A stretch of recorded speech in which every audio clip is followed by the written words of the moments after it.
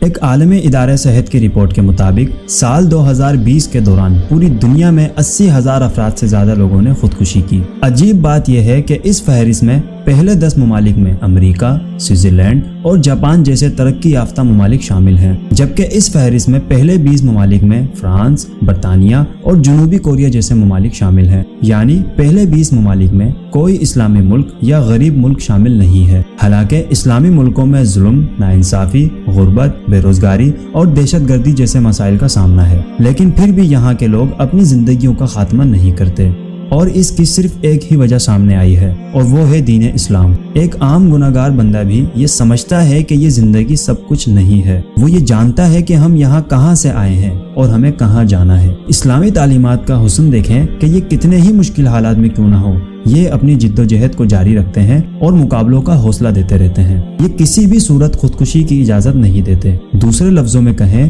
تو اسلامی تعلیمات ہی انسانی حیات کی محافظ ہیں۔ یہ سب وہ باتیں ہیں جو ایک عالمی ادارہ صحت نے شائع کی ہیں۔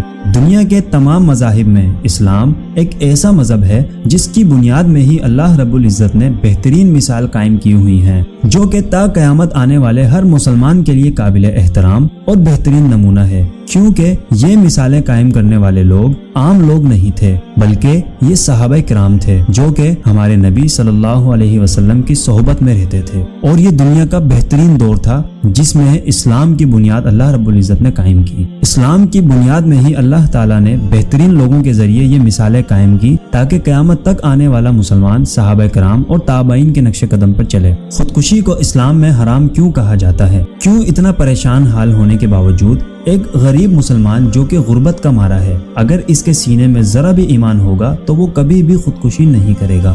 دنیا میں بہت کم لوگ جانتے ہیں کہ آخر مسلمان خودکشی کیوں نہیں کرتے، کیوں اسلام خودکشی کو حرام کہتا ہے۔ خودکشی سے متعلق دور نبوت میں میدان جنگ میں ایک ایسا واقعہ پیش آیا جسے سنا کر میں اپنی بات کو ختم کرتا ہوں۔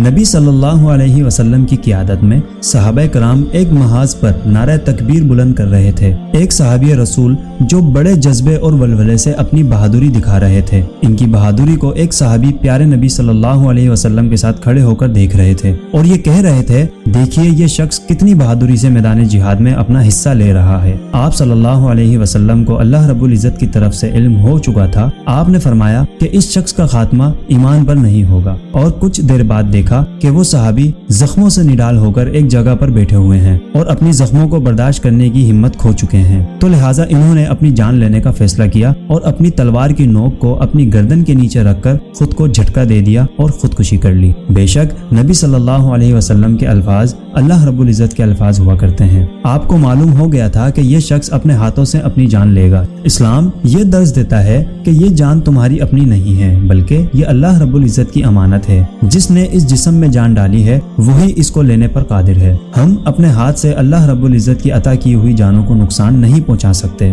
جتنی تکلیف اللہ دے، ایک مسلمان اس کا کام یہ ہے کہ اس کو برداشت کرے، نہ کہ اس سے چھٹکارا حاصل کرے۔ اور یہ بات بھی حقیقت ہے کہ اللہ رب العزت کسی انسان کو اس کی برداشت سے زیادہ تکلیف نہیں دیتا۔ بے شک خودکشی اسلام میں حرام ہے، کیونکہ یہ جان اللہ رب العزت کی امانت ہے، اور اللہ رب العزت اپنی مرضی سے ہی اسے واپس لے گا، ہمیں کوئی اختیار نہیں ہے۔